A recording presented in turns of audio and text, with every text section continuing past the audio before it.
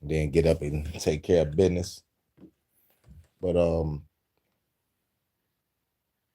this is Mental Monday, and we're about to talk about the shadow self. And much love to the guy that's about to glad you made it home safe. You know what I'm saying? Kick back and relax and enjoy the ride until I get back from my errands. And then we're gonna start our Star Trek shit. You already know. You know. But till then, let's get off to this Mental Monday. Talk about the shadow self. Kick back, roll up a blunt, and enjoy the ride. Carl Jung once described a patient who terrified him, not because the man was violent, but because he was good. At least on the surface, he was respected, polite, disciplined, deeply moral, the kind of person everyone trusted instinctively. But Jung noticed something disturbing. The more this man spoke about virtue, the more tension appeared underneath his behavior. Tiny cracks, passive aggression disguised as politeness, quiet enjoyment when discussing people who failed, a strange obsession with controlling how others perceived him. And then Jung realized something dangerous. The man wasn't free from darkness. He was hiding from it so completely that it had started controlling him unconsciously. That realization became one of Jung's most disturbing conclusions about human nature. The qualities people reject inside themselves do not disappear. They go underground, and from there, they begin shaping personality from the shadows. Most people never notice this happening, because the human mind is designed to protect identity before truth. If you believe you are the nice person, your mind will hide every emotion that contradicts that image. Jealousy becomes concern, control becomes care, manipulation becomes love, weakness becomes kindness. The mask stays clean, but underneath it, pressure builds. That's why some of the most emotionally dangerous people are not openly cruel. They're unconscious. People don't resent your weakness. They resent the possibility that you might outgrow them. And unconscious resentment is one of the darkest forces in human behavior. You can feel it in subtle moments, when someone acts supportive, but their energy changes after your success. When a friend slowly withdraws after you become more confident, when people liked you more while you were insecure, confused, and dependent, because your old identity made them comfortable. A weak version of you creates psychological safety for others. But the moment you begin changing, something strange happens. You start seeing hidden motives everywhere, not because humanity suddenly became darker, because awareness removed the filter. And eventually that awareness turns inward. You begin noticing things about yourself you spent years avoiding. How often your kindness was actually fear of rejection. How often your silence was fear of conflict. How often your morality depended entirely on whether temptation was available. And that's the moment the shadow first appears. Not as evil, as honesty. A form of honesty so psychologically sharp, it becomes impossible to return to your old self afterward. Because once a person truly sees the hidden motives beneath their own behavior, they begin seeing them inside everyone else too. Most people think self-awareness makes life peaceful. It doesn't. At first, it makes life uncomfortable. Because the moment you begin recognizing the shadow inside yourself, you start noticing how much of human interaction is driven by unconscious need. Need for approval, need for power, need for superiority, need to feel emotionally necessary to someone. And suddenly, ordinary conversations stop feeling ordinary. You notice how people subtly test each other for status, how groups instinctively punish anyone who changes too fast, how some friendships survive only because one person stays smaller. The strange part is, most people aren't doing this consciously. That's what makes it unsettling. The human mind hides its darker motives even from itself. A person can genuinely believe they love you, while quietly resenting your freedom. They can support you publicly while competing with you privately. They can help you while secretly needing you to remain broken enough to need them back. Kindness without boundaries quietly teaches people how to use you. Jung believed the shadow becomes dangerous when it remains unconscious, not because darkness itself is evil, but because denied darkness mutates. Anything rejected by the conscious mind searches for another exit. That's why people who suppress anger often become passive-aggressive. People who deny selfishness become controlling helpers. People obsessed with appearing pure often become cruel in subtle ways. The shadow always leaks, Yep. usually through emotion first. Overreaction, jealousy, possessiveness, sudden hostility toward certain people for reasons that don't fully make sense, especially toward people who embody traits we secretly abandoned inside ourselves. Confidence irritates insecure people. Freedom irritates controlled people. Authenticity irritates performers. Mm-hmm. And nowhere is this more visible than in social groups. Every group unconsciously creates rules about who you're allowed to become. At first, those rules feel invisible. Then you start changing. Maybe you become more disciplined, more attractive, more emotionally detached, less willing to tolerate disrespect. And suddenly people react differently to you. Not Mm-hmm. openly, subtly. The jokes become sharper. The support becomes quieter. The warmth becomes conditional. Because transformation disrupts psychological balance. Your growth forces people to confront their own stagnation. And many would rather pull you backward than question themselves. Most relationships don't end when respect disappears. They end when awareness appears. That's why meeting your shadow changes your social life permanently. You stop seeing people only through words. You start seeing patterns. Who disappears when you improve? Who becomes uncomfortable when you set boundaries? Who only feels safe around weaker versions of you? But the darkest realization comes later, when you recognize those same patterns inside yourself. Because eventually, if you're honest enough, you notice something painful. Part of you also wanted people beneath you. Part of you enjoyed being needed, being admired, being emotionally important. Even suffering can become identity. Some people don't heal because their pain gives them psychological leverage. Victimhood can create control. Weakness can attract attention. Yep. Fragility can manipulate protection. And that realization, the final realization with my mom, you never wanted help, you just wanted attention. It was never the crack. He was always stupid, selfish, and stubborn. Because even after the crack was over, you still trying to bring this family down. And I had to look beyond it and still try to be the good son and help, just to get my hand smacked away. In the end, super selfish and stubborn to the very end. Now, my little brother want to be the echo of her, and I had to set my boundaries. See, I always started off nice, cool, calm, and collected. And then when the shit started blowing up in people's faces, then I'm pissed. But I'm pissed because I'm your son, or I'm your brother, or I'm your nephew, or I'm your cousin. I gave you a blueprint of what to do to avoid these situations. When it comes to my mother, being grown, I talk to her like respectfully as a son and as a man. Like, Ma, what you doing is the same thing that kept us homeless and kept you in debt. This is what you should do. I'm not here no more. I'm not living here. Rent out my room, rent out that basement, and charge my brother and that girl that's in that fucking room. So you can be ahead of your bills and ahead of the rent.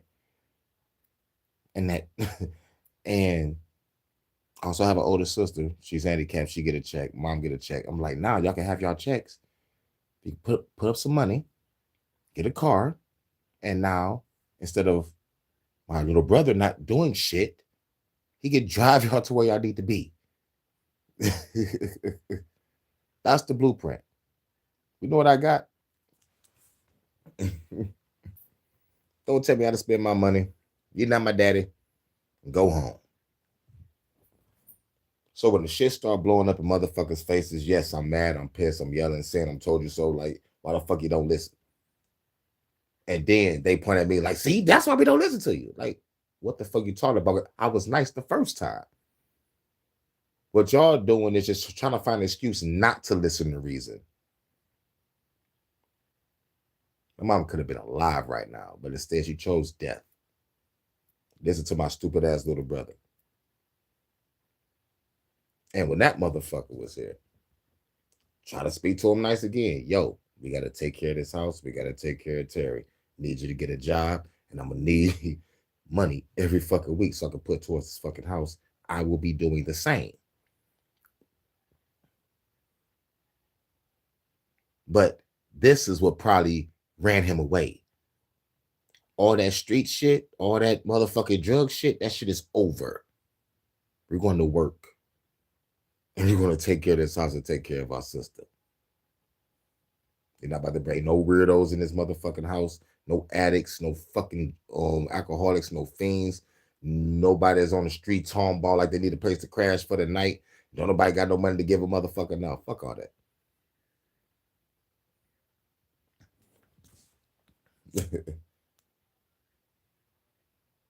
That nigga ain't listening to that shit.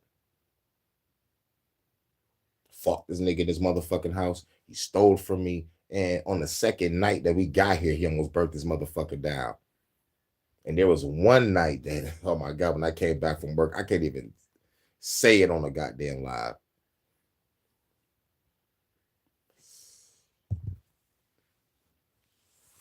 But the shit was fucked up.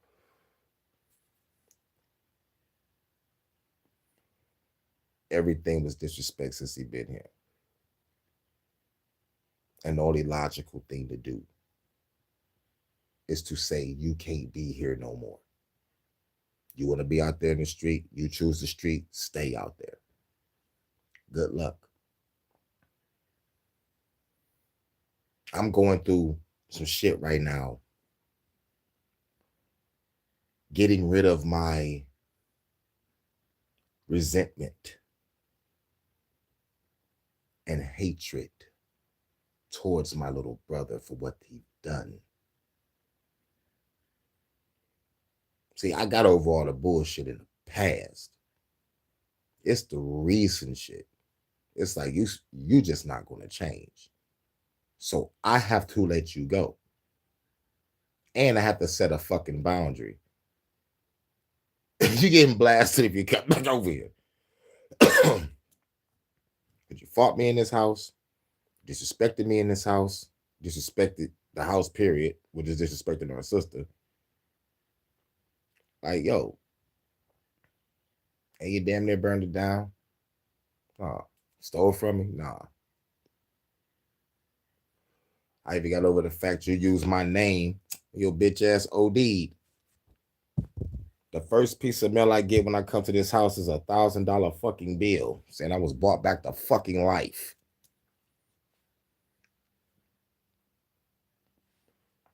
And this motherfucker blowing all like, people use my name. Like, get the fuck out of here, bro. Someone used my name at the motherfucking abandoned house that you sent mama to. The fuck out of here, nigga. It was you. Your ass OD'd along with a friend. Like, what, your friend OD'd to use my name and you let it happen? Everything leads back to you, you bitch ass motherfucker.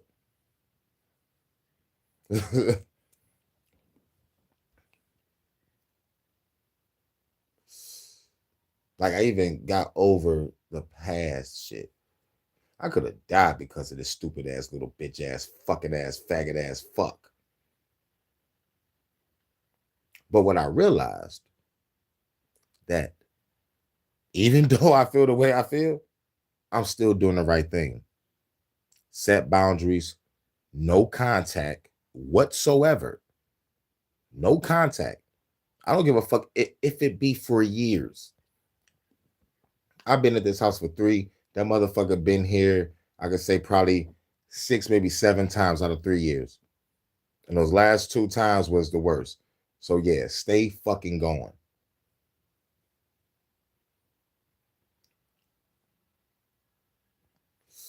Now, getting rid of the resentment, getting rid of the hatred towards my own motherfucking brother after what the fuck he done, you know, I'm doing the right thing by having no contact, putting my resentment and my rage towards something productive like my music, and making sure that I'm hanging around kind-hearted, loving, caring people that understands where I'm coming from. So I'm doing the right thing. Now, the emotional management part, if the motherfucker ever just to pop up, because like motherfuckers got to happen to pop up with your asses at your happiest moment, motherfuckers come out of nowhere and try to bring down the mood. What you do is you stand on what you said. If it's on site, it's on site. Don't hesitate. You might get locked up. Oh well. But at the end of the day, motherfuckers should already know. Because I already put out the message. You come back, I will fucking delete you. So it's up to them now. Brother and cousin. Cousin did some fucked up shit too. I only got, I can count on both hands how many family members that I consider family. One hand is from my blood family, like the motherfucker, that I was born in. And my other hand is for the family when I was in the streets.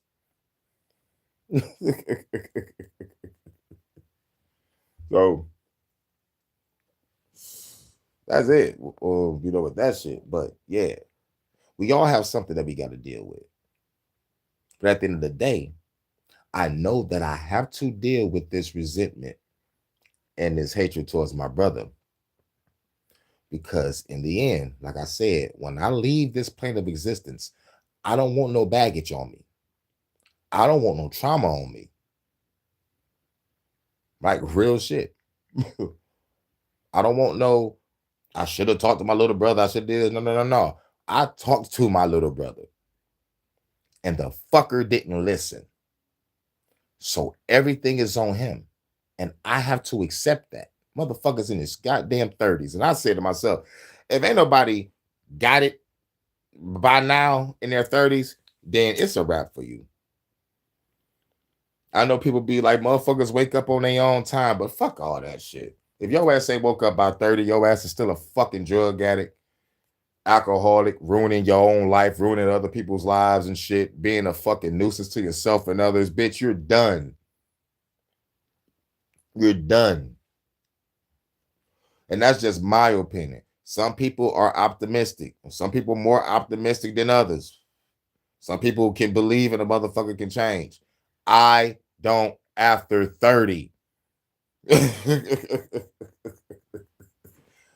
But I might change my mind one day. But for the time being, look around you. And most importantly, look at the state of the world. I cover the news. But let's get back to it. At the end of the day, that's what I got to deal with. Resentment and hatred towards my little brother. And since I'm not a fucking Christian, these Christians be like, whoever hates his brother is a murderer. Well, I guess I murdered that motherfucker 1,000 times in my mind. I'll be that. See, that's what I call a thought crime. And that's why a motherfucker can't be a fucking Christian. I'm glad I left that shit alone in 2006 when I was 18. When everything reached its boiling point. Praying all your life, nothing answered. Like, come on now. No answers at all. None. None. I'm just asking to get my mom off drugs so we can have a motherfucking better fucking living. But nah. And here's a real question. Did anybody ask to be born here? Fuck no. I ain't motherfucking choose this shit. To be born in one of the poorest cities in the fucking country to a crackhead mother that's stupid, selfish, and stubborn. Our living arrangement is place to place, house to house, shelter to shelter, a battle to a battle, staying with people to staying with people. And then in the midst of all that, you disappear 3 times without saying shit, family afraid, thinking you're dead. Yeah, my life. Left at 17, got with a good for nothing chick that was supposed to have been a woman of God. Behind closed doors, worse than a fucking demon. Make a demon go to motherfucking to a counseling session and be like, "Yo, man, what I just saw was crazy." But at the end of the fucking day, shit. After that shit, that with that chick, when I was 18, you know, because I got with her like when I was 17, like around March. The shit was over by September of the following year. I was 18. And that was the day I was like, fuck God, fuck the devil, fuck Jesus, fuck angels, fuck demons, all that shit can burn in hell. If y'all real, y'all catching these hands. I prayed all my life, didn't get no answer, got with a woman that was in the church, of the church. We was in the church, rooted in the church. And the shit has got worse. But I tell you this, right after I left Christianity alone, my life got better. Fucking better. And if I could say the only negative, bad thing that can happen is choosing the fucking mother of my fucking child. But even with that shit, I gotta take the good with the bad because the daughter came out of that bad situation. And my daughter just graduated. She's 18 now, going to Juilliard. I already gave her the blueprint on what to do. If you're gonna do your thing, I did my guidance part. Saved her from her mother a couple times because her mom, shit, fucking God. And like, I don't see how motherfuckers can still go back to their baby's father and still fuck them. There are some bitches right now that's letting baby fathers still live with them, not even touching each other, but still living with them. And the excuse is, I'm just trying to help them. Like, bitch, did this thing almost ruin your life? Bitch, fucking retarded. Salute, eyes wide shut. What up, though? Just giving some stories talking about the shadow self, what we got to deal with on the inside. Pause. Yeah, should this is gonna be a quick video. I was kind of rambling, but shouts out, bro. Good day to you. Should be like 8:26 over there in the morning. From others without ever asking directly. The shadow is rarely dramatic. It's subtle. That's why most people never meet it. They spend their entire lives protecting an image of themselves that feels safer than truth. But truth has a strange property. Once seen clearly, it starts reshaping your entire perception of reality. After a certain point, you stop reacting to people the same way. Not because you become emotionless, because you begin understanding what's underneath the emotion.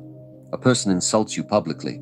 Before you might have seen arrogance, now you see insecurity searching for relief. Someone constantly needs attention. Before it looked like confidence, now you see emptiness trying to avoid silence. Someone tries to control everyone around them. Before it looked like strength. Now you see fear disguised as authority. The shadow changes the way you interpret behavior. Suddenly, human interaction feels less personal and more psychological. That's the disturbing part. You realize most people are not fully interacting with reality. They're interacting with unresolved parts of themselves. A man abandoned emotionally as a child becomes obsessed with respect. A woman betrayed repeatedly becomes addicted to control. A person humiliated for years becomes hypersensitive to criticism. And eventually, personalities begin forming around wounds, not truth, around compensation. That's why certain people become addicted to superiority. They are trying to escape old feelings of powerlessness. Others become addicted to being desired. They are trying to prove they are no longer invisible. Some become addicted to moral purity because deep down they fear what they are capable of. The shadow often grows Yeah, strong. yeah, that moral purity shit, like all the motherfucking spiritual motherfuckers talking all them spiritual quotes and shit every time they fucking talk. Nah, they get deep down inside. You have some repressed rage.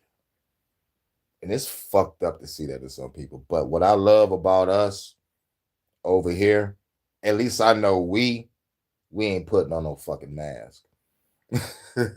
When you rant eyes wide shut, I'm like, that's the real genuine power right there. You know, this is like something that gotta be released because if it be boggled up, we're gonna fuck around and give ourselves a fucking stress attack, heart attack, and give ourselves drum roll, please. Heart disease. We gotta let this shit out.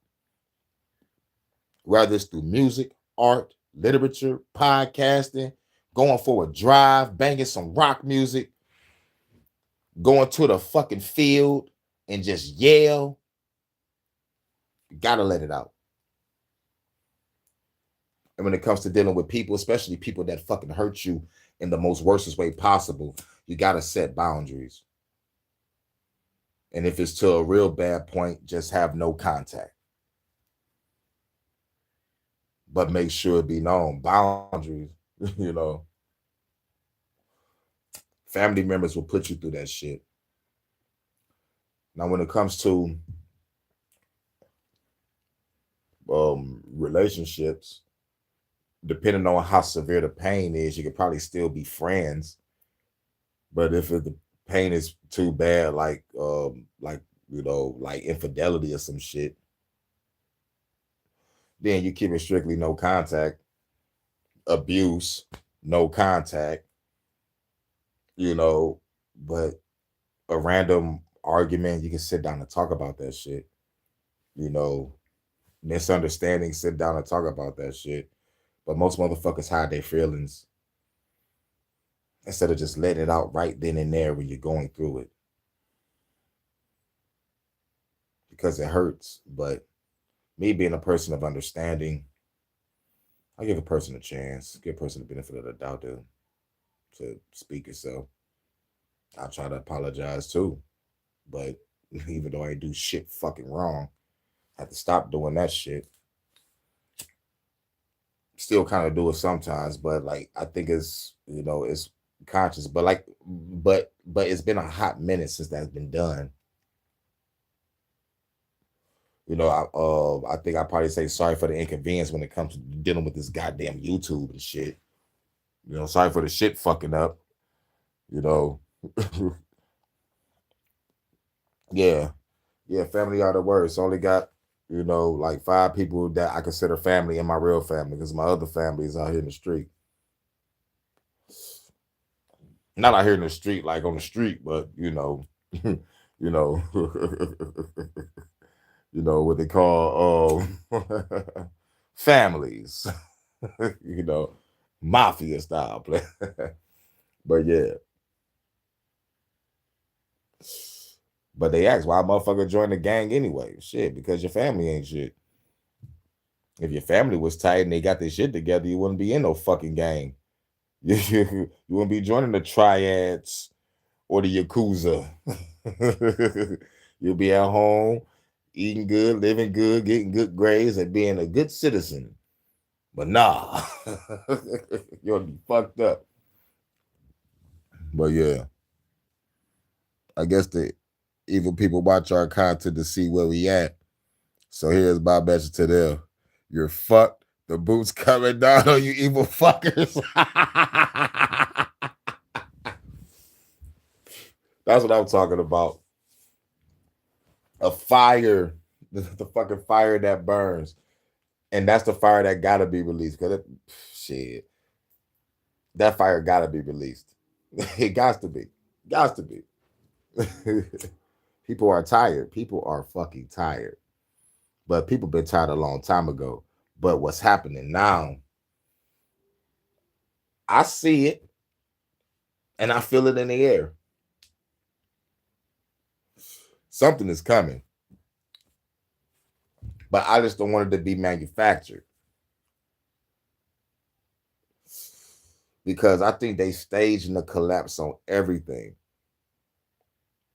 I'm watching the AI shit and they talking about, like all the AI companies is backtracking all the shit that they said 2 or 3 years ago.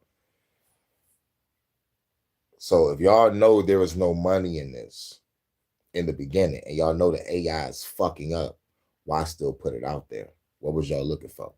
They was looking for a collapse. If everything collapsed simultaneously, everybody's saying the same thing at the same goddamn time, everybody might end up with a CBDC.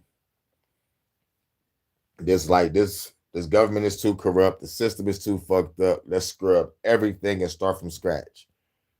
What about the national fucking debt? Like, what about that? I think we owe 39 point something trillion dollars. Like, scrub everything, right? What about the people you owe? Like, how's that gonna flip?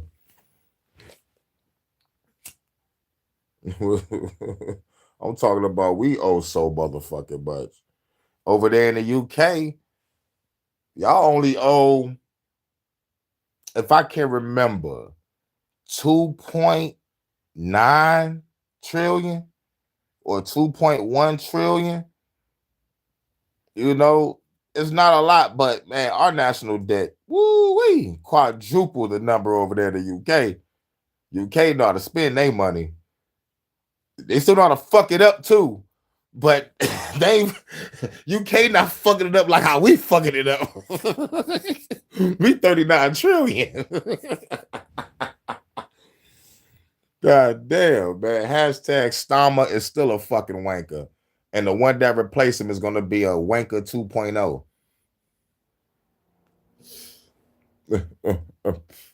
You already know. Yep. Yep. You already know.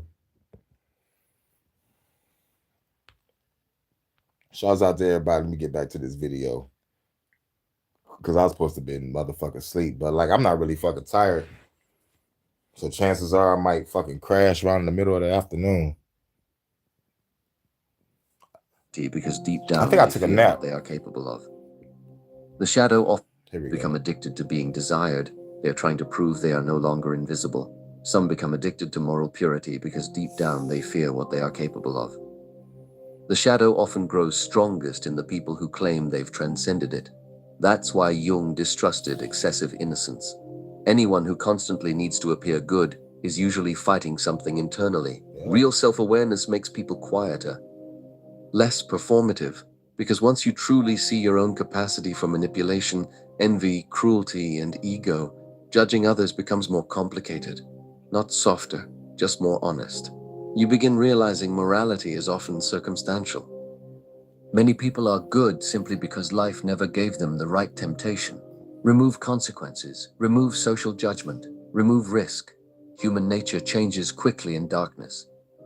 Civilization itself is thinner than people think, and beneath it, ancient instincts still breathe: competition, dominance, possession, violence, submission. The modern personality is often just a refined mask stretched over primitive impulses. That realization alone can alter the way you see society forever, especially when you notice how often human relationships revolve around unconscious transactions.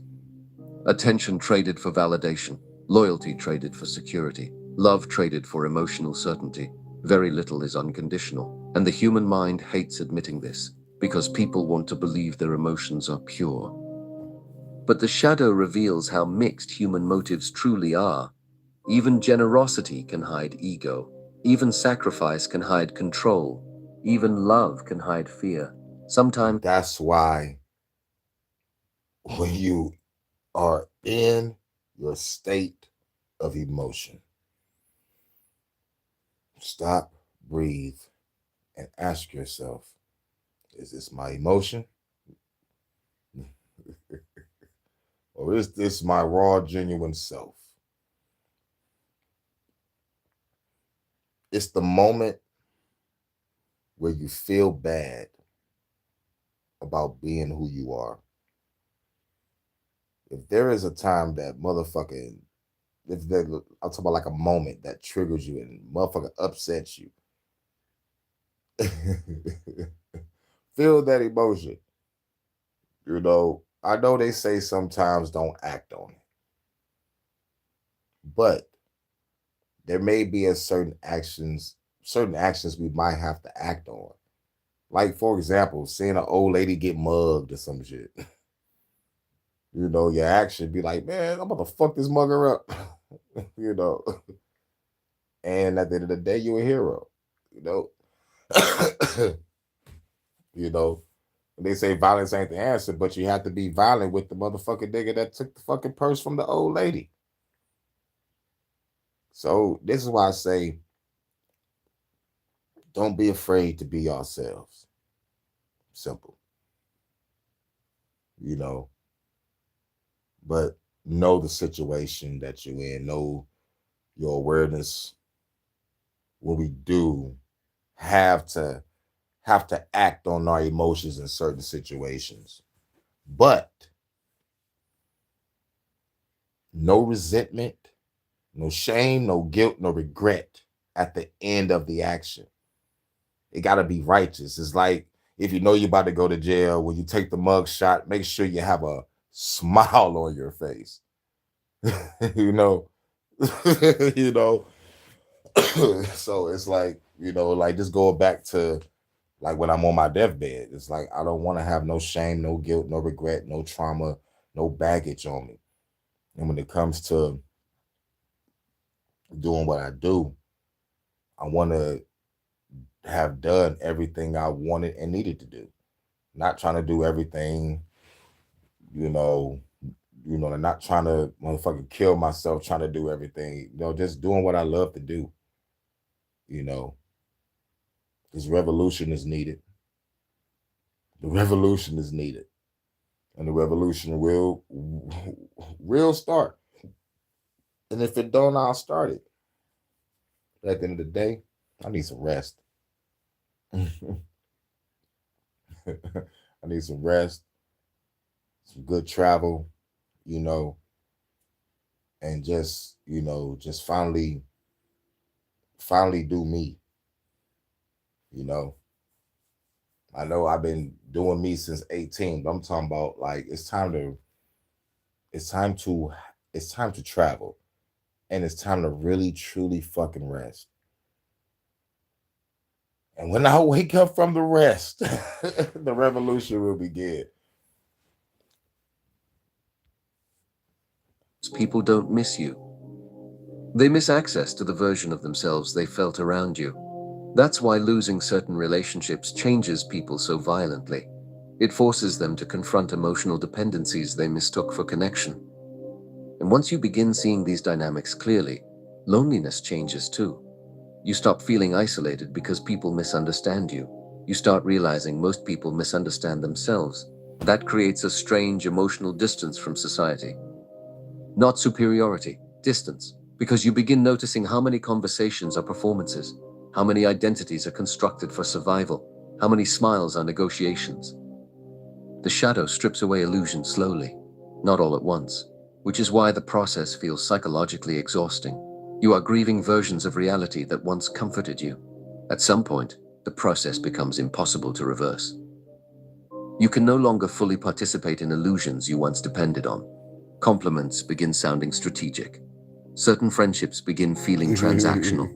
Even attraction starts revealing hidden power dynamics underneath it. You I know notice that how was the often plan. people fall in love with potential That's instead the of plan, reality. I said. I'm How getting the some fucking away from relationships over here. survive only because I'm both going over people there. agree to avoid Yeah, I know. honesty. How entire social That's the circles are plan. built around mutual performance. And the unsettling part is this. Gotta see the first Most lady. people know, at least unconsciously, but awareness threatens stability, so they continue acting. That's why society quietly rewards predictable identities.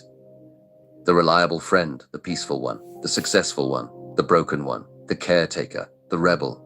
Once people become comfortable with your role, changing it creates resistance. Not because they hate you, because your transformation disrupts their psychological map of reality. The version of you they understood begins disappearing, and humans become uncomfortable when they lose certainty about someone. Especially when that someone stops behaving in emotionally convenient ways. A person who suddenly develops boundaries is often accused of becoming cold. A quiet person who gains confidence is called arrogant. Someone who stops tolerating disrespect is labeled difficult, because people prefer predictable suffering over unpredictable change. The shadow teaches you something brutal. A large part of social acceptance depends on how non-threatening your evolution feels to others. That's why many people unconsciously stay weak. Weakness maintains belonging. Transformation risks isolation. And Jung believed this was one of the greatest psychological fears human beings carry. Not fear of death. Fear of becoming psychologically separate from the group.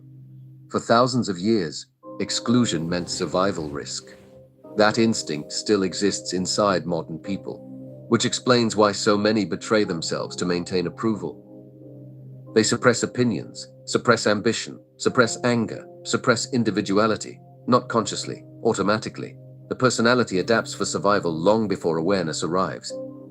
But eventually, the suppressed parts begin demanding recognition. That's when the shadow appears in dreams, impulses, fantasies, sudden emotional reactions. The psyche starts fighting to become whole again. And this is where most people turn away, because meeting the shadow feels humiliating. You realize you were never as selfless as you imagined, never as emotionally independent as you claimed, never as morally consistent as you wanted to believe. There are selfish motives hiding beneath generosity, control hiding beneath affection, ego hiding beneath intelligence. Even pain can become vanity. Some people become attached to suffering because it makes them feel unique. Others stay trapped in chaos because stability. And that's crazy. Some be attracted to suffering because, well, hold on. That's that's deep. Never as emotionally independent as you claimed, never as morally consistent as you wanted to believe. There are selfish motives hiding beneath generosity, control hiding Hold on, let me go back. survival long before awareness arrives. But eventually, the suppressed parts begin to Damn. suppress individuality, not Okay. consciously, There we automatically. go. The personality adapts for survival long before awareness arrives. But eventually, the suppressed parts begin demanding recognition. That's when the shadow appears in dreams, impulses, fantasies, sudden emotional reactions. I The still psyche missed it. starts fighting to become whole again. And this Hold is on, where hold most on, people, man. I still fucking missed it. because your transformation disrupts There their we go. Let psychological me go map of back and go reality. forward The because it was version something of that you I they understood heard. begins disappearing, and humans become uncomfortable when they lose certainty about someone, especially when that someone stops behaving in emotionally convenient ways. A person who suddenly develops boundaries is often accused of becoming cold.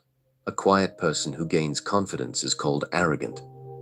Someone who stops tolerating disrespect is labeled difficult, because people prefer predictable suffering over unpredictable change. The shadow teaches you something brutal.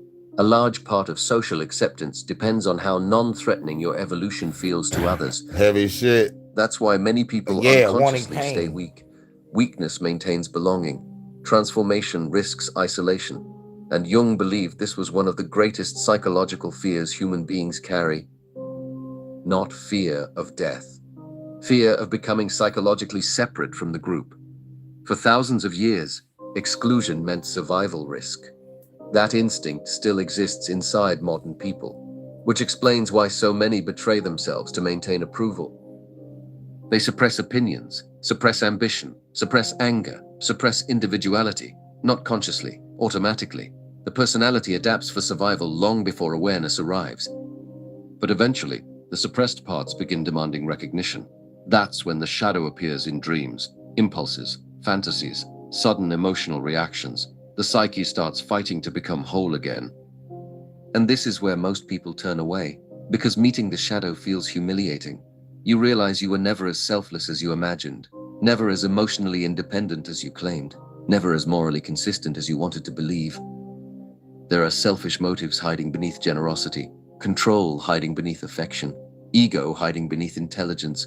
Even pain can become vanity. Some people become attached to suffering because it makes them feel unique. Attached to suffering because it makes them feel unique.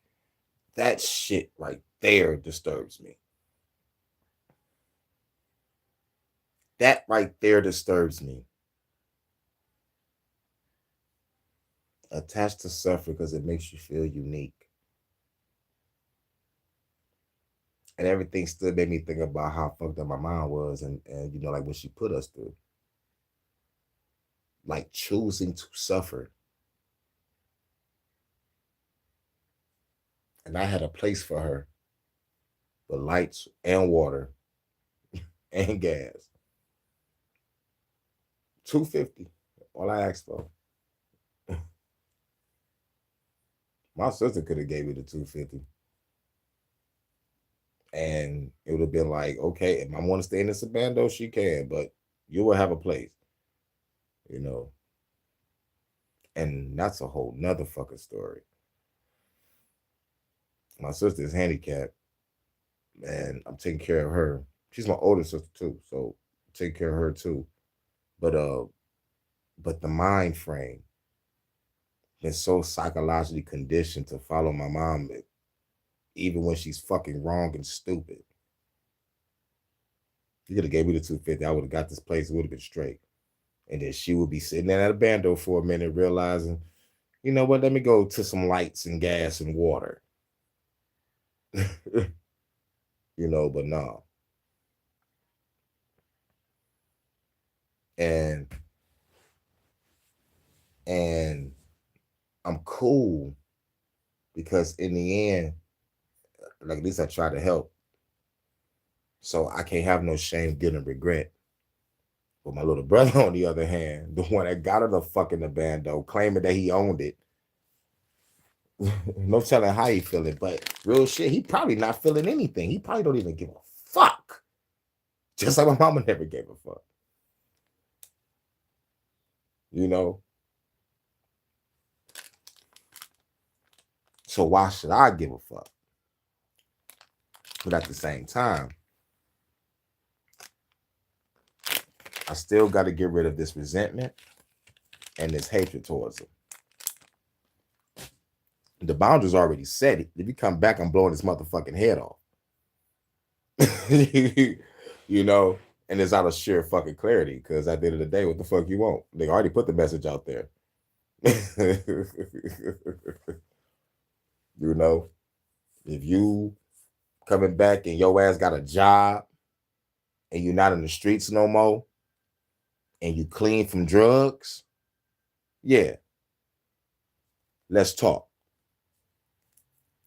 But if you come back drunk, high, on that bullshit, I'm blowing your fucking head off. And this is not out of anger. This is out of fucking clarity. Because, like I said, if you go back out there, you choose the streets over family. So go out there and survive.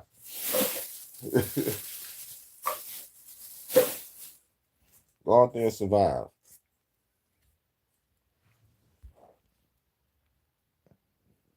Others stay trapped in chaos because stability would force them to confront who they are without the drama. The mind is capable of turning almost anything into identity, including destruction. That's why certain people sabotage relationships the moment intimacy becomes real. Yeah. Chaos feels motherfuckers sabotage relationships when oh my fucking God. Shit, I've been through that motherfucking shit many times. Right when the relationship gets serious, the shit ends. And it's on them. And then they will blame me for either being over loving, or when they say, pull back, pull too far back. Now I'm not consistent, trying to find a balance in the middle. Then I just said, fuck it, I'm going to Cougar Town. Fuck it, I'm paying for it. In this last situation I've been through, I'm saying, fuck it, I'm not dealing with no female in this country. I still believe in love, very optimistic, but my love will not be here. My love is with the first lady. I said on the first of this month, on the first of this year, I mean, because shit got crazy last year. When it got to the end of last year, November,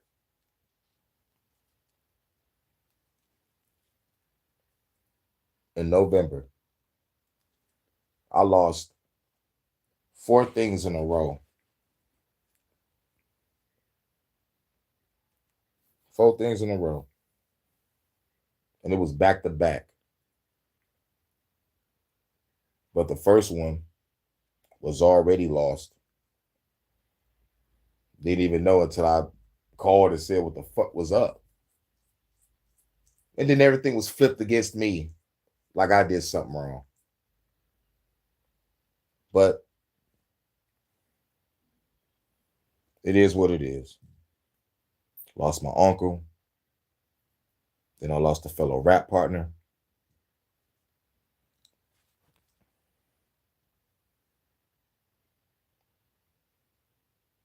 And A situation that was supposed to have been legit, but motherfuckers reneged. So on the first of this year, I said, man, I'm not dealing with no chick in this country. RIP to my uncle, RIP to my homeboy. And when it comes to the last shit I lost, I'm gonna just have to kick in the doors and get that shit myself. And I gotta grind, work, hustle, and grind hard. Pause. Yep, I got some shit to build. And I'm building. Familiar. Peace feels suspicious. The shadow doesn't only contain Salute to darkness, Wills. What it up? also contains buried strength.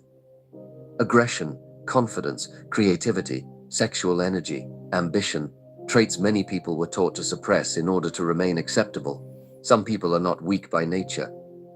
They were conditioned into psychological obedience, and the moment those buried traits begin returning, their entire personality changes, not softer, more dangerous, because integrated people stop needing constant validation. They stop apologizing for existing. They stop shrinking themselves for comfort. They stop confusing self-erasure with kindness, and society reacts strongly to people who no longer need permission to become themselves. That's the paradox Jung understood better than most people ever will. The shadow is not destroyed through denial. It is transformed through confrontation. And real shit, if you can look in the mirror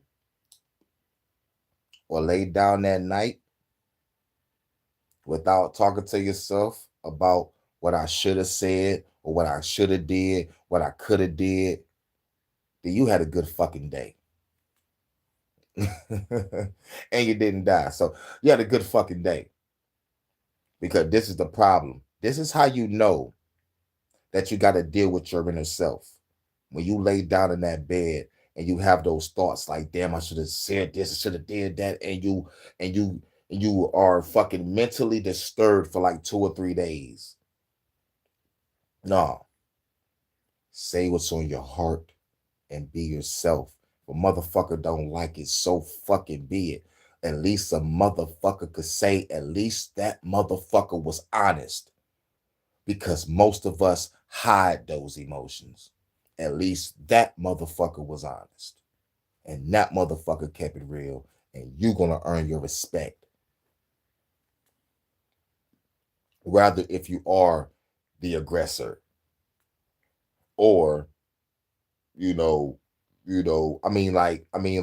rather you, if you are being aggressive, if you're being aggressive, let me get it right. Let me say it right. Because at the end of the day, the conflict is what most people are afraid of. And if you have debates, it's conflict. It's a friction. It's like a small level, but like it's like shit. The question is, are y'all both standing on truth? Like the problem with debates and arguments is this. Here's the real problem. The real problem is no one is trying to explore each other's perspectives or try to put y'all perspectives together and find another solution. Me and my homeboy realized this when we was having a conversation like a couple years ago. And we was talking about something. And when he shared his perspective and I shared mine, and we both sat down to talk about the perspectives, when he went back to his, he referenced mine. When I went back to mine, I referenced his. And then something fucking happened where we end up creating another rabbit hole to go down using our own perspectives and our own theories and research that we found and came up with something that we both was like, holy shit. This could be the way or the path. Let's travel down this road together and see what happened. You catalog that, I catalog this. And let's see what we find. That's how it's supposed to be. At least to me. But instead, you get arguments, fussing, fighting, motherfuckers threatening to pull up. That's why this channel, there is no debate. There is no argument. You either down with the people or you down with the government. You either down with yourself being a god or you still believe in invisible friends. That's how we roll over here. Because the parts of yourself you refuse to face do not become weaker. They become autonomous. They begin acting without your awareness. That's why some people suddenly explode after years of being calm. Why certain individuals become consumed by addictions they once judged in others. Why people betray their own values in moments they later barely recognize. The shadow always collects interest, especially in people obsessed with appearing morally superior. There is something deeply unsettling about individuals who never admit Oh, yeah, because I darkness. was that guy. I need to hold in my anger. I need to stop. I need to stop. No. It just seemed like everybody around me kept on trying to trigger me. Until one day, I pulled a motherfucking Ned Flanders on a motherfucker. Y'all remember the Simpsons episode with Ned Flanders when the motherfucking I think the hurricane hit Springfield or the tornado hit Springfield? Everybody else was cool except for Ned Flanders, which is the man of God, the man that just loves everybody. He only crib got fucked up. And he wondering, like, what the fuck? Why has thou forsaken me type shit? You know what I'm saying? And the town tried to help him out, build him a house, but the house was fucked up. And that's when he snapped. And he went in on every fucking body. And it was justifiable too, if you think about it. But when you go ham on everybody, you go ham on the motherfuckers that motherfucker made you snap, and you know why they did it. And they know why they doing it. But think about it is they wanted that reaction out of you, and they got it. But what they also got was this: a threat. You come anywhere near me, I will end you. And I wouldn't mind going to jail. Just like y'all didn't mind fucking me over. You feel me? True, genuine self. Whether you say it aggressively or you say it calmly. Y'all motherfuckers deserve death for what the fuck y'all done to me. Be happy that I didn't go that route. But I'm telling you this, after today, if y'all come anywhere near me, it's over for you. And I don't mind jail time. And that'll make them run back to family and friends and be like, you're crazy, you're crazy, you're crazy. Cool. But did you tell those motherfuckers that you told that I was crazy what the fuck you did to me? No. The only way is for them that you told that I was crazy to come to me and talk to me and tell me, yo, dog, why you tripping? Why I'm tripping? Oh, did you ask the motherfucker that did such and such, such and such, such and such, such and such? Oh, really? Yeah, really.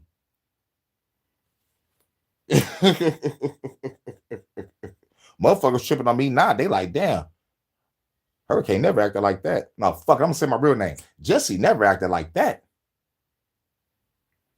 You see, I don't mind saying my real name. Ain't no mask on over here. My name is Jesse Arturo Washington, 38 years old, Detroit, Michigan, born at Hustle Hospital, East Side Detroit, Brewster Projects, all motherfucking day.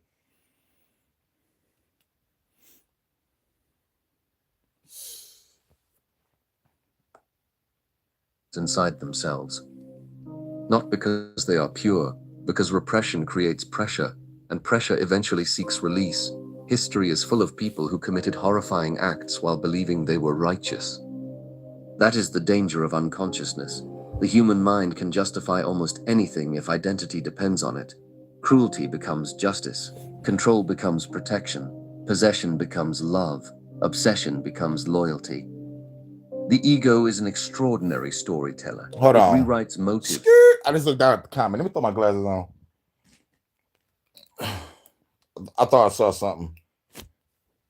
It said, hey, Hurricane, someone that I know that you know was talking big shit about you. But comma spinning the block. Really? Oh, really? Somebody that I know Online or offline?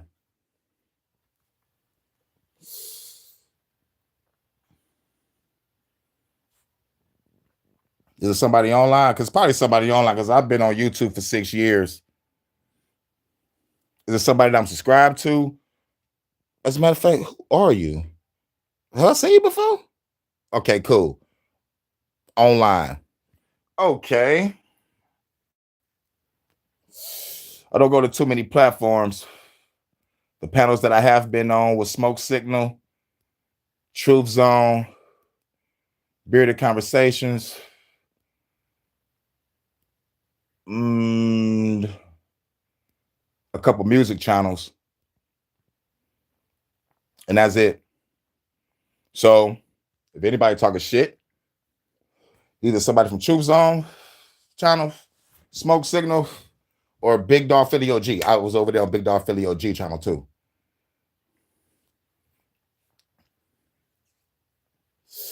But there's a lot of motherfuckers hating on me. Hate on me for a reason, probably because I'm with a first lady. Or they hate on me because I'm unapologetically real when it comes to this revolution. Hashtag fuck the government. Or they talking shit about me because I diss their religion. Or they tripping because I fuck with anime.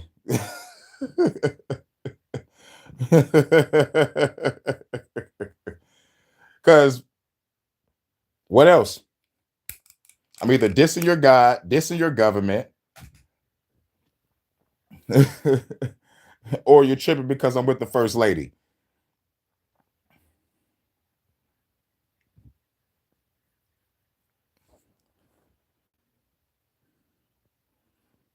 It was a female talking about me.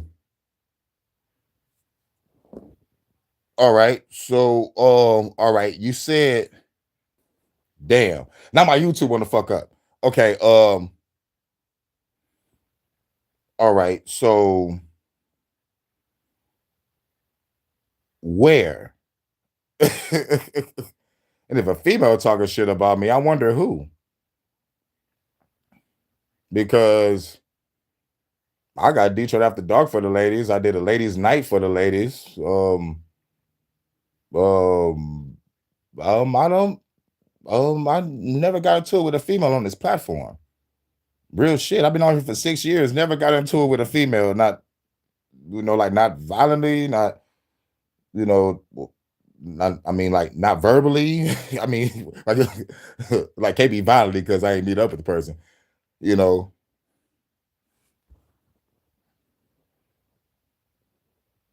KM.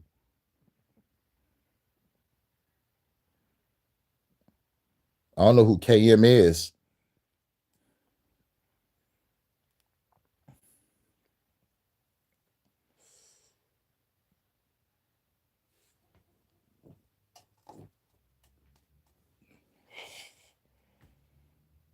Uh,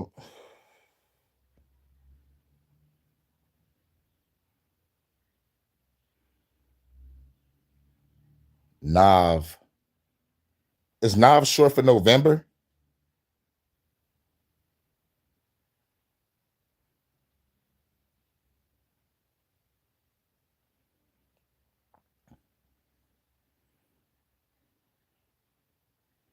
Okay. So where was this person talking about me at?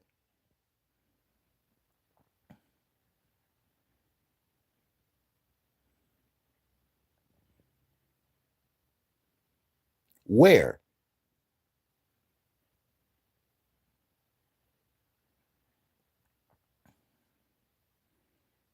Because I can go straight to the place and say what's up.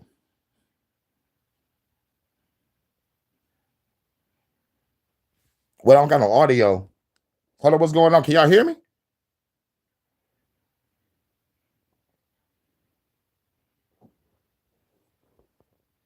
Oh, can y'all hear me? Can y'all hear me?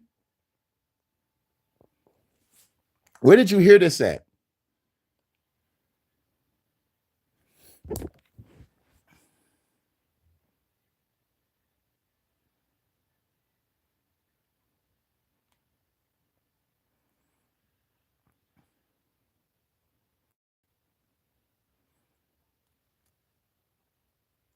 Look, all right, y'all can hear me.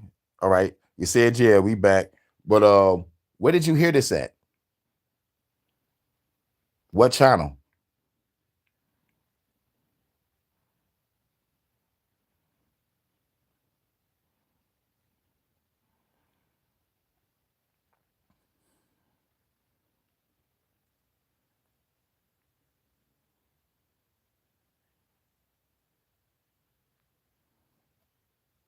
No, I hope my chat not frozen.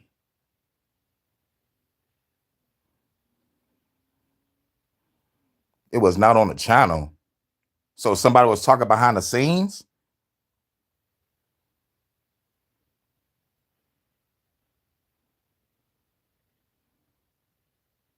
Wait a minute. All right, all right, all right, all right, all right. Okay. If it wasn't on the channel, but you said somebody online was talking about me. So, like, where was this at, on the Discord, on a three-way phone call or something?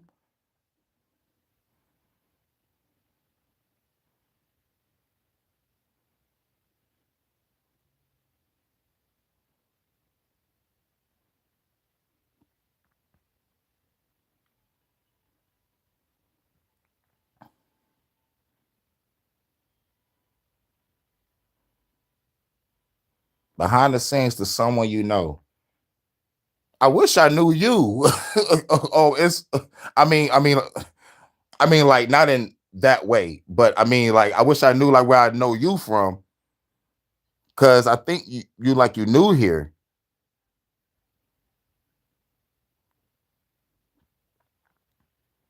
So behind the scenes to someone you know.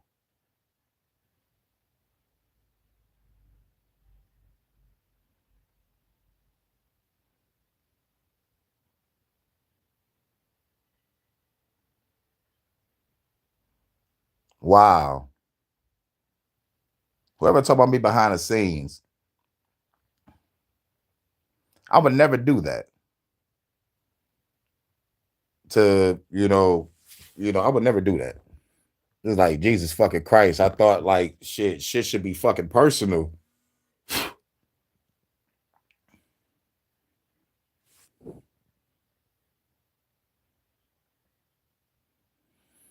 Just be looking out. You want to hear this? Just be on the lookout. Just be looking out. You want to hear this? This person is a true snake. I think I'm reading that wrong. I don't. I took my glasses off because I'm kind of puzzled and mind boggled this whole thing. But this is fucking crazy because I'll never do that to any fucking body, man or woman. Like if we talking one on one, it's one on one.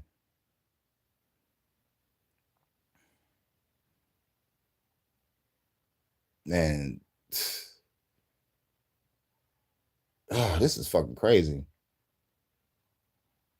And and another thing on some relationship shit, it's not baggage to bring it to something new.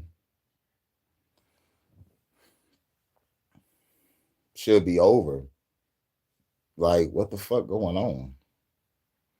But you said you're gonna hit me up on Band Lab. But shit, thank you.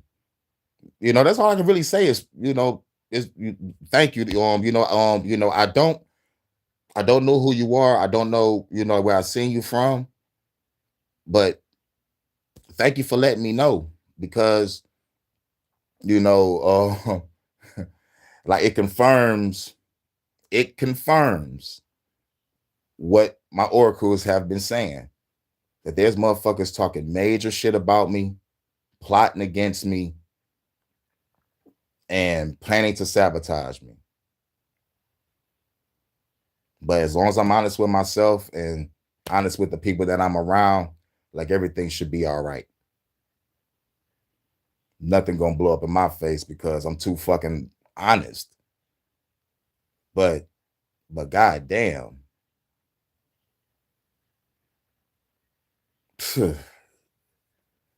shit, I think I know.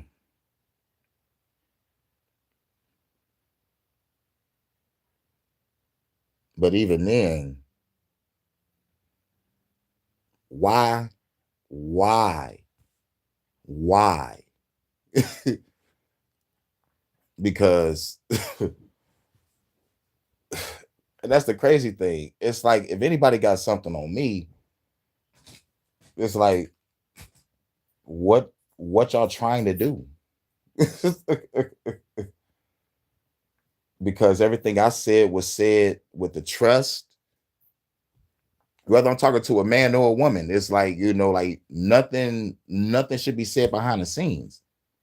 This is ridiculous. But manipulation to try to make you look bad. Yeah, but the crazy thing about it is, what the fuck did I do? Like on some fucking real shit. What the fuck did I really fucking do?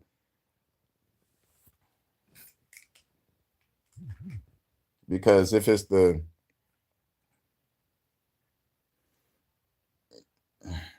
online, if it's a situation I think it could be, but it shouldn't be. It shouldn't. It's not. No, it's impossible. But it could be. It it fucking could be. And I guess you was listening in, saying November. Shit did go down in November, but I feel it wasn't.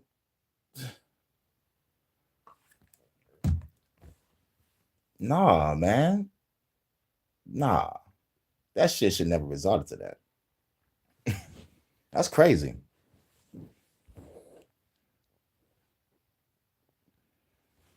But oh man, but you said you hit me up on BandLab. Shouts out to you. Thank you. I'm gonna sub up to your channel. Um,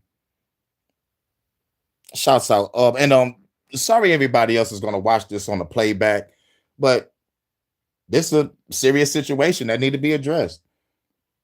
And thank you. You know, you know, shit. Real talk. All I can say is thank you, because it's real crazy. If it is who I think it is, if it is who I think it is, that's fucked up. Because there's shit that I can say too right now on live, but I wouldn't do it out of the sheer respect, out of sheer respect and being a cool friend. But goddamn.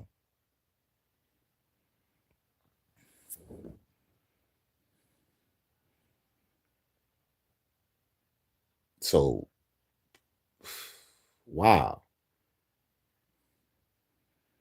Wow. But it confirms, my oracle from New York was right. And there's three people. There's three people plotting on me or speaking bad on my name. Three. You gave me one, but wow.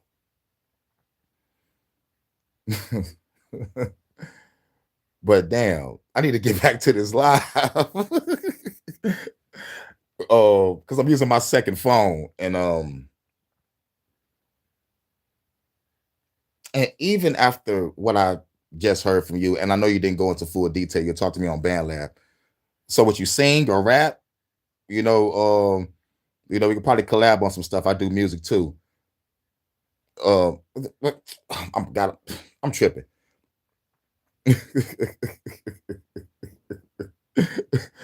I'm thinking this is YouTube and mixing it with the BandLab. I'm wilding. But yeah, yeah, yeah, yeah. Hit me up on BandLab. I go to it right after this live. I think I only probably got like 15 minutes left on the live.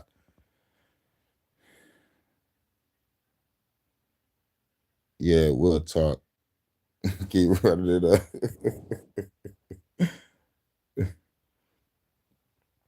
um, but yeah, but like I was about to say, I was like, even though I'm hearing this, I still wish the best for that person and hope that person be all right, you know, like real shit. Because like whatever she said about me, I know she made me look bad. Like how? Like what did I fucking do? Like honestly, what did I fucking do?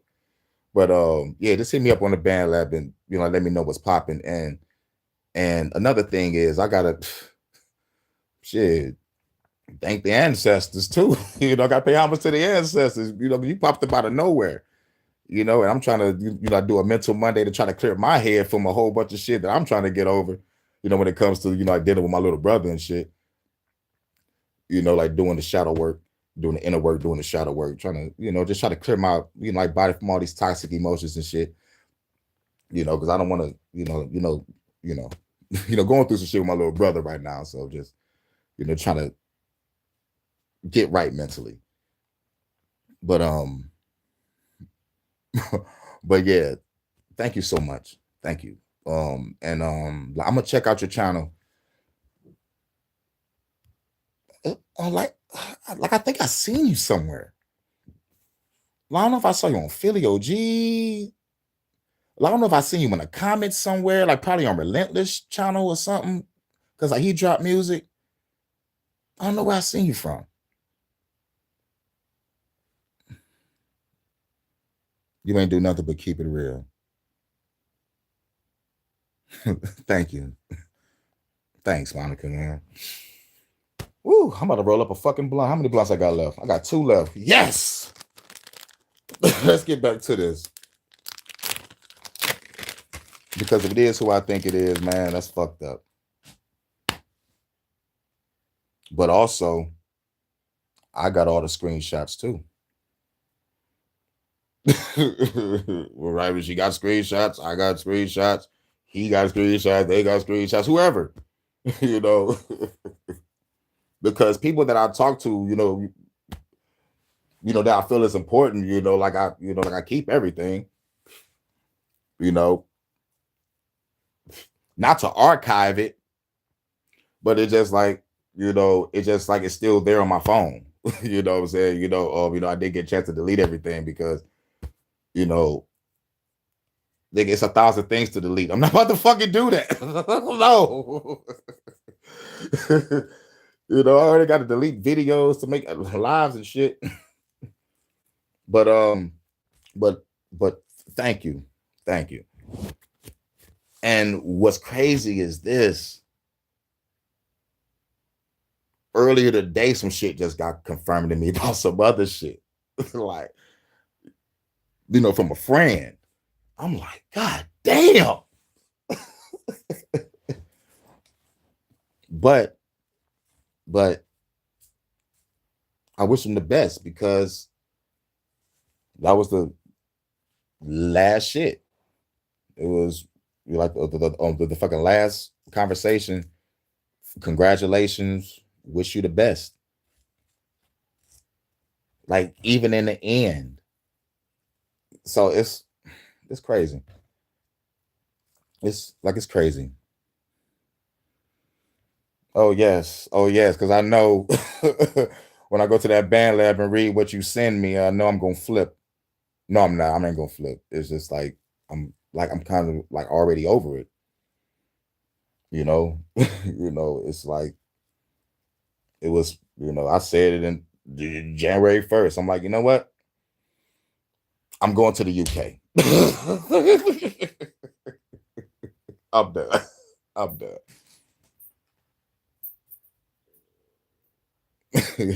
I'm done. I'ma still, be optimistic about love, but I don't think it's gonna happen in this country. So I said, fuck it, I'm done. I'm done. I am done.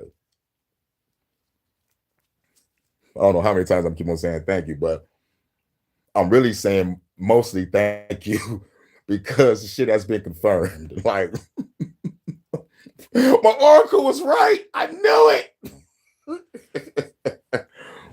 So, I'm kind of crazy, when it comes to that department. But like at the same time, you know, it's you know, it's bad because I never do that to anybody ever, ever, online or offline. Like whatever we talk is between us, me and you. You know, no one else. What they eat don't make us shit.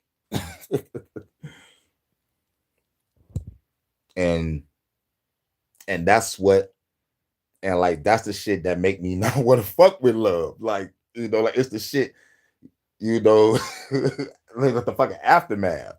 And like that's just the love part. But when it comes to like friendships or it's like what the fuck? Relationships, friendships, it's like why, man? It's like if I'm keeping it real, why not keep it back real with me? And plus, if like if shit ends, don't talk shit about me to any fucking body. You know, and what's confirmed to me, like motherfuckers been talking about me for months. For months. Like what the fuck? Right. Right. That's what I didn't like. It just keep being a good person. Yep. Yep. It's crazy. I'm not gonna lie. I'm not gonna lie. It kind of hurts a little, but it's been a minute, and shit. Now, I moved on, but at the same time, it's still thank you. Still thank you. Still gotta thank you. All right, where my video at? I think I like 15 minutes left. Your access is not easy to have. Well, however you got that info, you a bad motherfucker. I mean, you're a bad motherfucker. I'm sorry. And you know,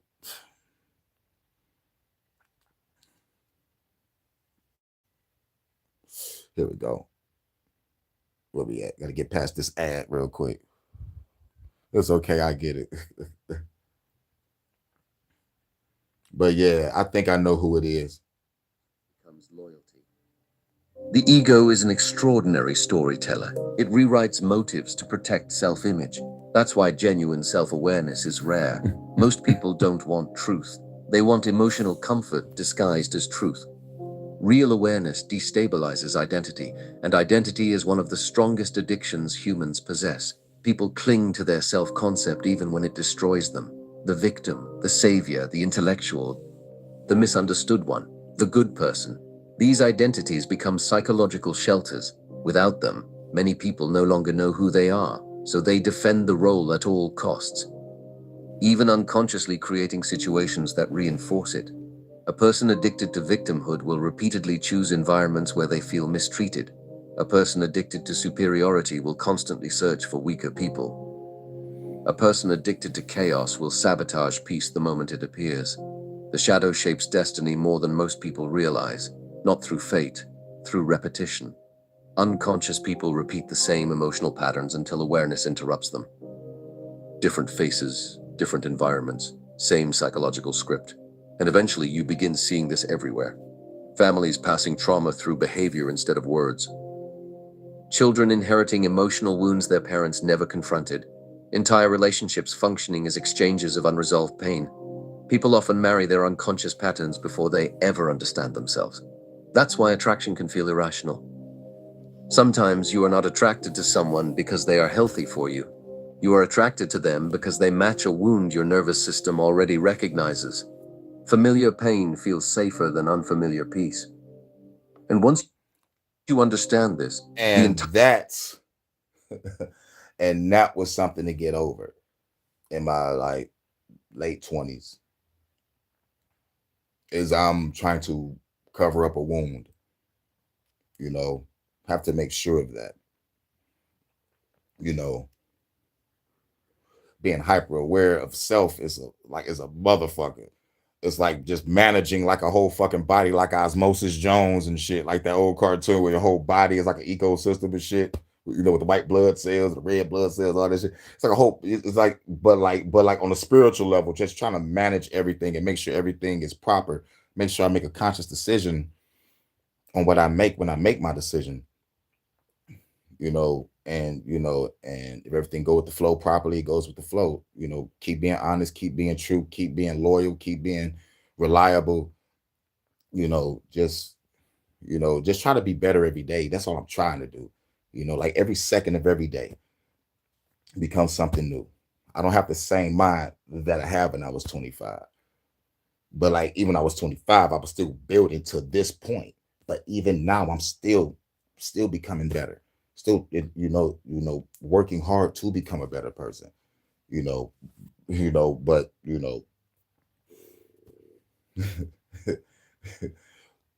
life is a motherfucker.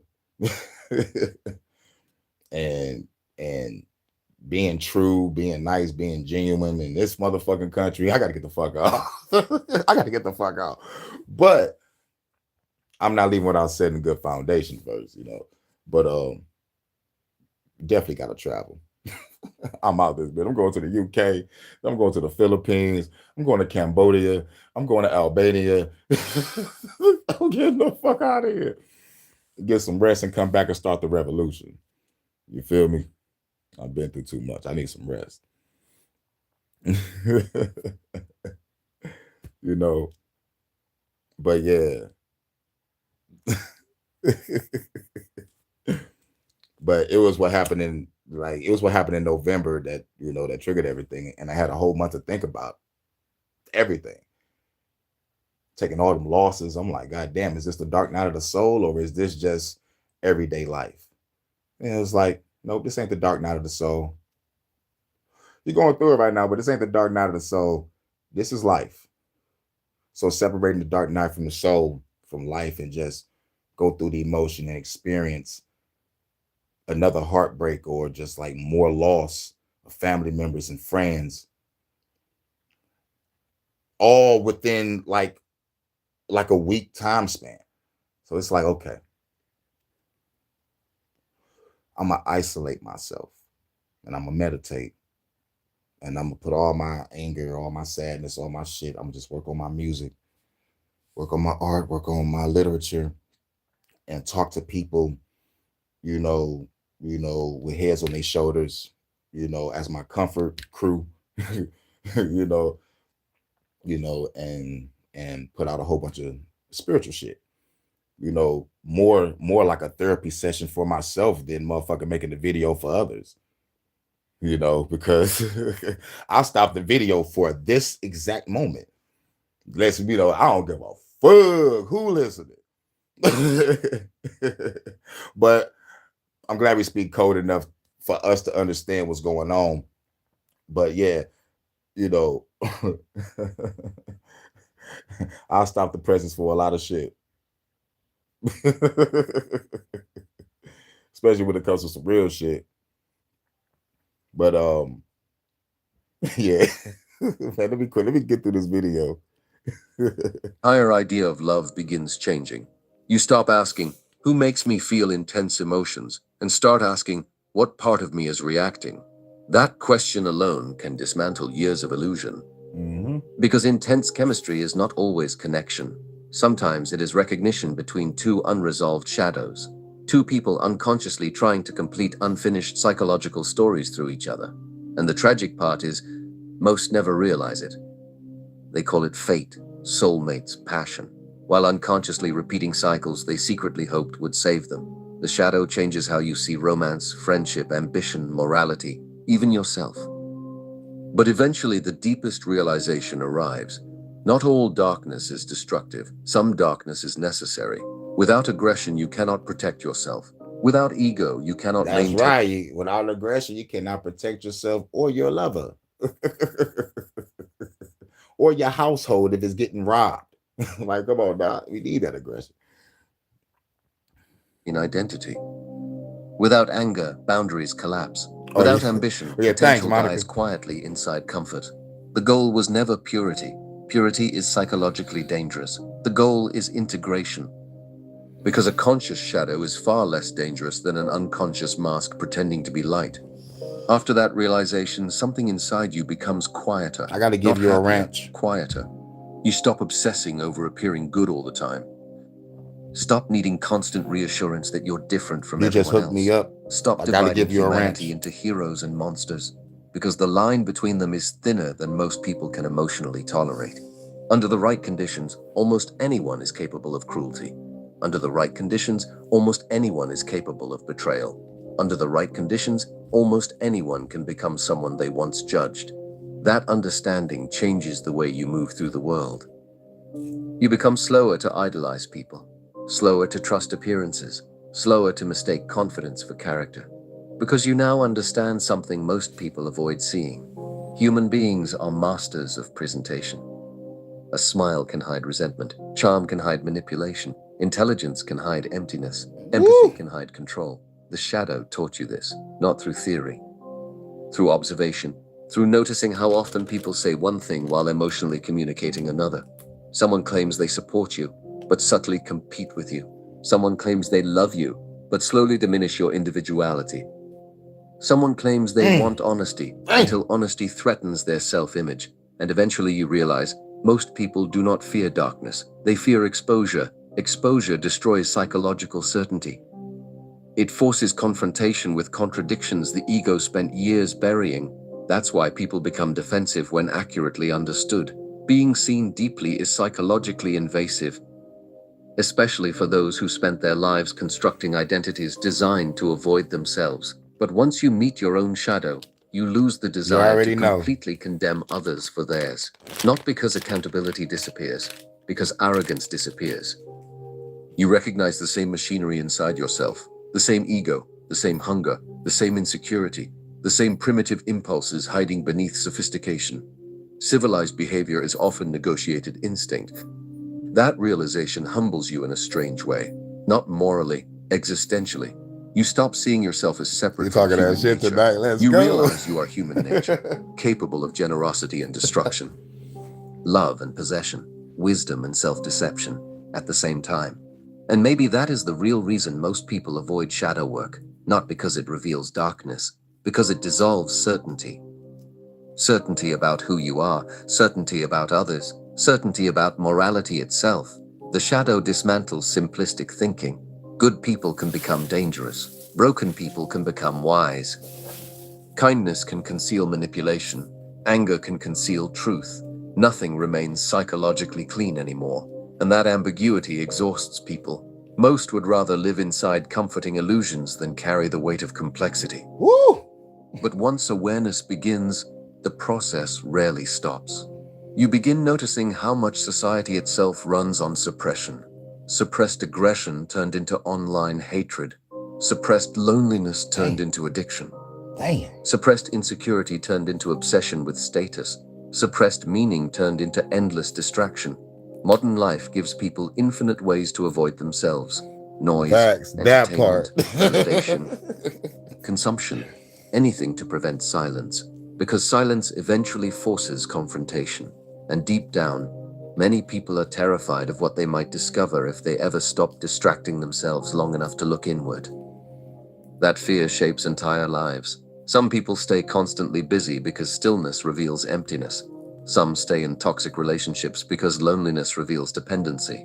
Some chase endless attention because invisibility feels psychologically unbearable. And beneath all of it, the shadow waits patiently, not as an enemy, as the unfinished part of the self-demanding recognition, the part that refuses to disappear no matter how carefully the mask is maintained. Because no mask survives forever, eventually life removes it, through betrayal, Failure, loss, success, love, isolation, something always reveals the truth underneath. And when that day comes, most people will spend their lives trying to rebuild the mask. A few will choose something far more dangerous. They will finally look at themselves honestly. And once a person truly sees themselves clearly, Want to do is save hundreds when Liberty Oh Mutual my God, I hate customizes your this car shit. insurance. That's great, but can you Oh ask my your friend? God. Why? Why do the commercials come on at the good part? I'm gonna never forget. fucking Pandora. Fucking Pandora. Motherfucking Pandora. Motherfucker making love to a chick to the Sade music. And then suddenly, O'Reilly Auto Parts. Come on. Man, her bust out laughing. Take us all out the mood. We gotta stop laughing. Get back in the mood. But we trying to do some spiritual fucking shit. Get some more fucking knowledge, wisdom, and understanding in this motherfucker. Get a fucking insurance country. Come on, this is some bullshit. Oh my God. and once a person truly sees themselves clearly, the world never looks human in the same way again. After that realization, something inside you becomes quieter, not happier, quieter. You stop obsessing over appearing good all the time. Stop needing constant reassurance that you're different from everyone else. Stop dividing humanity into heroes and monsters, because the line between them is thinner than most people can emotionally tolerate. Under the right condition, that line is thin like a motherfucker.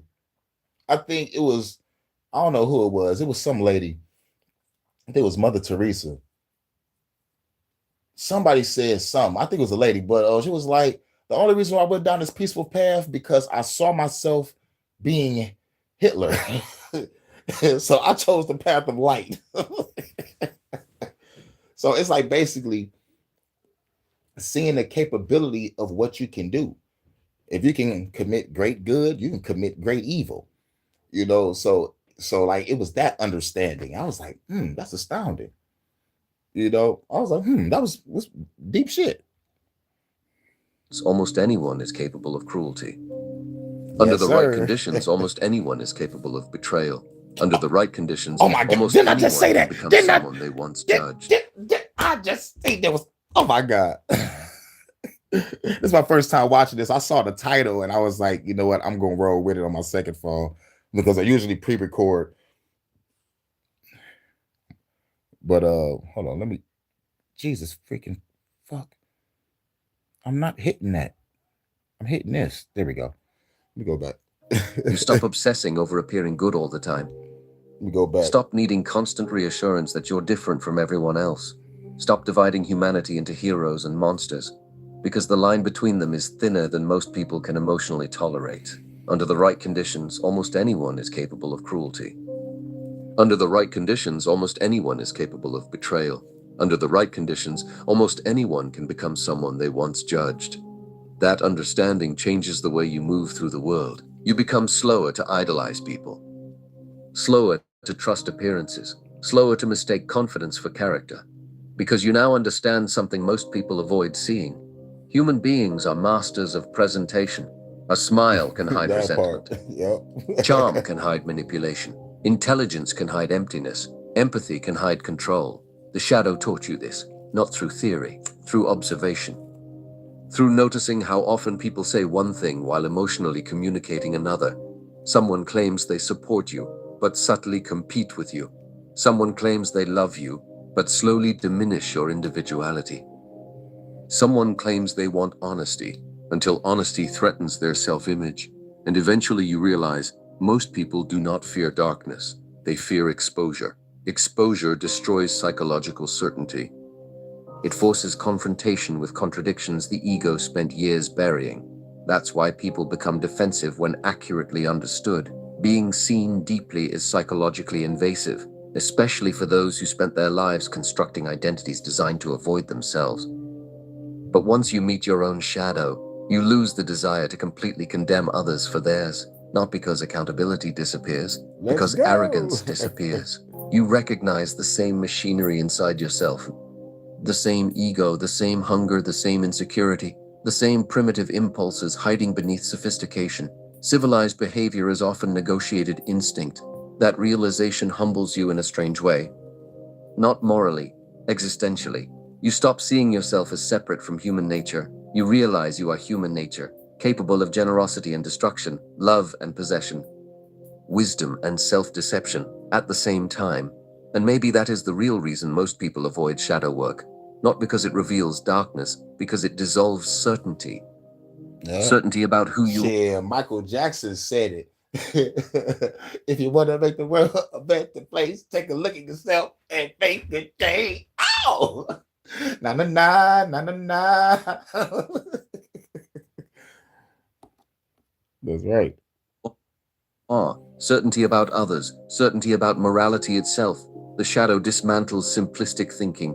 Good people can become dangerous. Broken people can become wise. Kindness can conceal manipulation. Anger can conceal truth. Nothing remains psychologically clean anymore, and that ambiguity exhausts people. Most would rather live inside comforting illusions than carry the weight of complexity. But once awareness begins, the process rarely stops. You begin noticing how much society itself runs on suppression. Suppressed aggression turned into online hatred. Suppressed loneliness turned into addiction. Suppressed insecurity turned into obsession with status. Suppressed meaning turned into endless distraction. Modern life gives people infinite ways to avoid themselves. Noise, entertainment, validation, consumption, anything to prevent silence. Because silence eventually forces confrontation. And deep down, many people are terrified of what they might discover if they ever stop distracting themselves long enough to look inward. That fear shapes entire lives. Some people stay constantly busy because stillness reveals emptiness. Some stay in toxic relationships because loneliness reveals dependency. Some chase endless attention because invisibility feels psychologically unbearable. And beneath all of it, the shadow waits patiently, not as an enemy, as the unfinished part of the self demanding recognition, the part that refuses to disappear no matter how carefully the mask is maintained. Because no mask survives forever.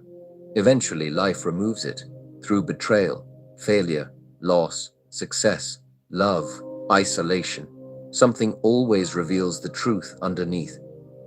And when that day comes, most people will spend their lives trying to rebuild the mask. A few will choose something far more dangerous. They will finally look at themselves honestly. And once a person truly sees themselves clearly, the world never looks human in the same way again. So tell me in the comments, what was the moment that made you realize there was a shadow inside you too? Woo, that was deep. I get that from the no ad. Just accuse me. This damn ad. Let me turn that down. Put that back over here. 4:46 in the morning. Yeah, it's a this is called Young Thoughts. Carl Jung. I listen to Carl Jung, Alan Watts, Earl Nightingale, Friedrich Nietzsche, Machiavelli, a couple of Bruce Lee teachings, Miyamoto Musashi, the code of the way of the warrior, samurai code, just try to, build myself. Yo, the show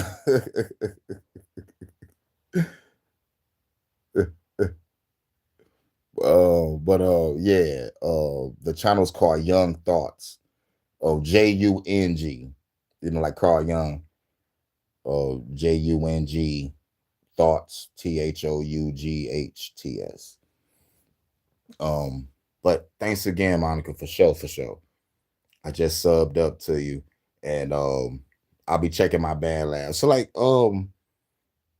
so you subbed to me on band lab.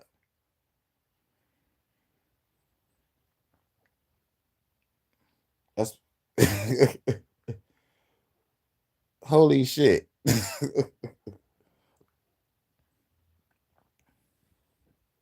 Yes, sir. Okay, cool. I'm gonna check my messages.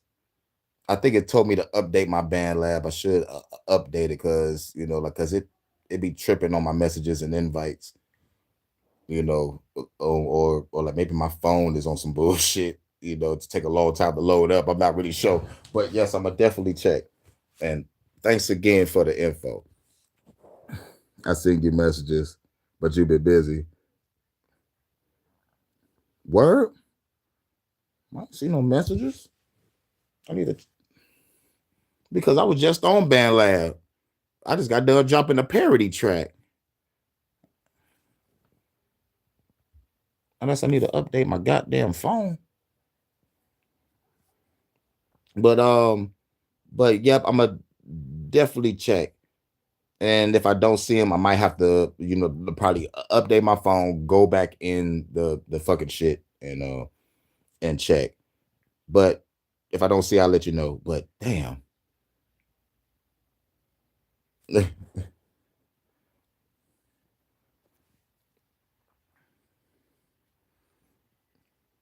Yep, yep.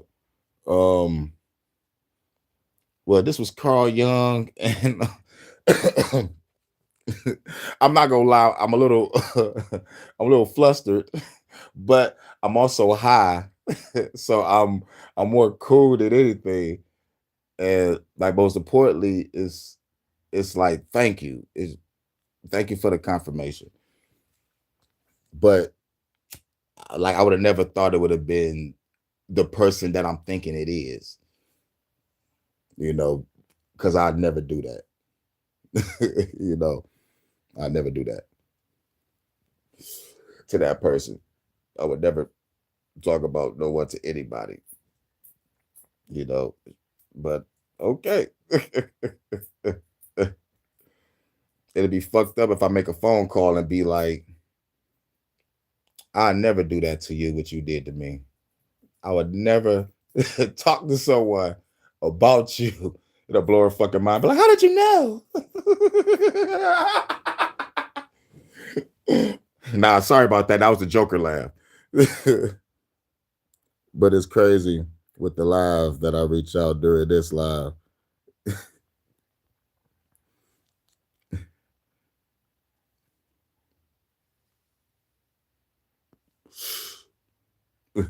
Wait, hold on, wait a minute. Did I read that right? It said, but it's crazy with the live that I reached out during this live. Oh,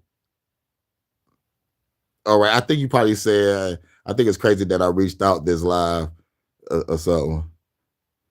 That's the part you did. All right. What you did like with the part where you reached out, or I think I'm reading the sentence wrong. Oh, y- oh, you didn't like that you reached out,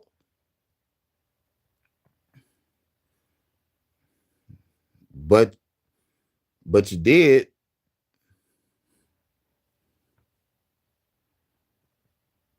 Oh, you read it right. Damn. So you regret telling me this? Because I don't want to regret giving you a wrench for helping me.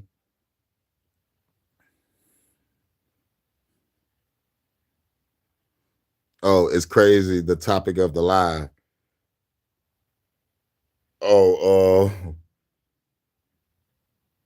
Oh, miraculous mental Monday. Damn, almost forgot my own live. Okay, cool. I'm tripping. Let me hit this blunt. I be trying to understand. I be trying to understand. Oh, okay, cool. All right, cool, cool, cool, cool, cool, cool, cool, cool. Yeah. All right, I'm tripping. Oh man, not tired. I gotta put in some work in a minute. But thank you for coming through and let me know. I'm about to check my band lab to see what's popping. And plus, while I'm over there, I need to set up my next song because I'm about to record soon. I might have to update it. But thanks again. Um, if you hit me up on Band Lab,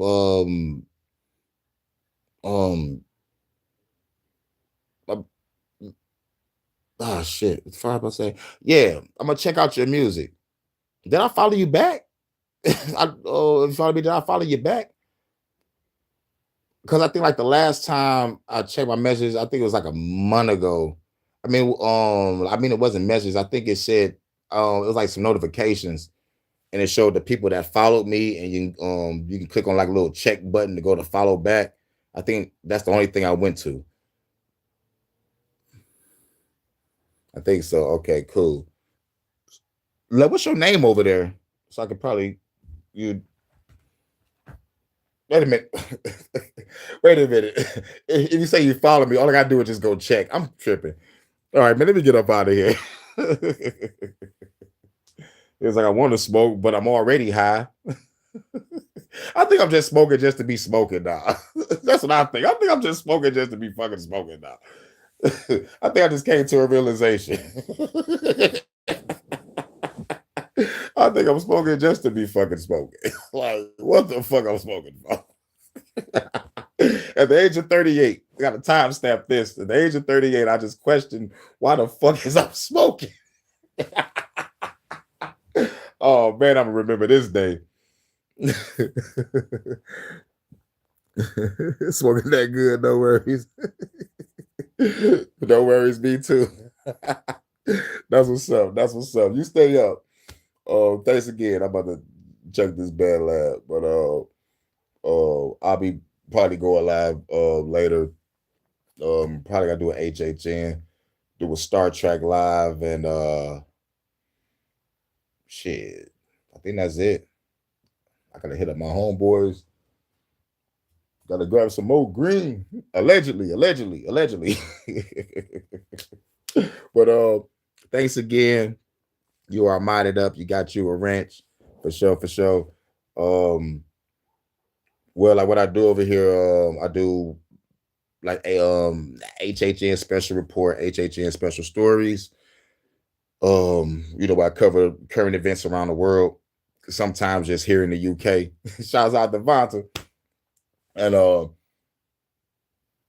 do fuck the government podcast, fuck the haters jam session, Matrix versus reality, where I cover movies and a whole bunch of other pop culture shit connected to what's going on now. Celebrity hood reviews, TV show reviews, my top 15 countdown. And I got Cloak and Dagger podcast. Shouts out to Ocean Dweller. It's been a minute. We need to get back to it. Me and Ocean was killing that podcast. We was killing that shit. And I got Detroit After Dark, where I play the slow jams and the party jams for the ladies. You know. But that's it. That's the content I cover. I try to cover all forms of content. I know this shit ain't gonna get monetized. I'm gonna have to monetize my second or third channel. I got a JW too. I might just probably do some travel videos over there once I start leaving, start setting up, try to get monetized over there because this channel ain't get monetized at all. Okay, I definitely tap all the shows of support for sure, for sure. And I'm gonna definitely check your content out also. Everybody show love, show love. But thanks for coming through. Thanks for coming through it. And thanks for letting me know. Thanks for letting me know because real shit, I think I know who it is. And it's fucking crazy. But thank you. Thank you so much. And to everybody else, catch you on the playback. Sorry for the brief intermission. Well, brief intermission, but serious situation, you know what I'm saying? And I gotta thank you, And I'll catch everybody else on the next one. It'll be HHN next, and I'm gonna do a Star Trek. Might do a jam session. I still got a day off tomorrow, so anything goes. So I catch y'all on the next one. It's 4:58 in the morning, going on 5 o'clock. And I catch y'all on the next one. Peace.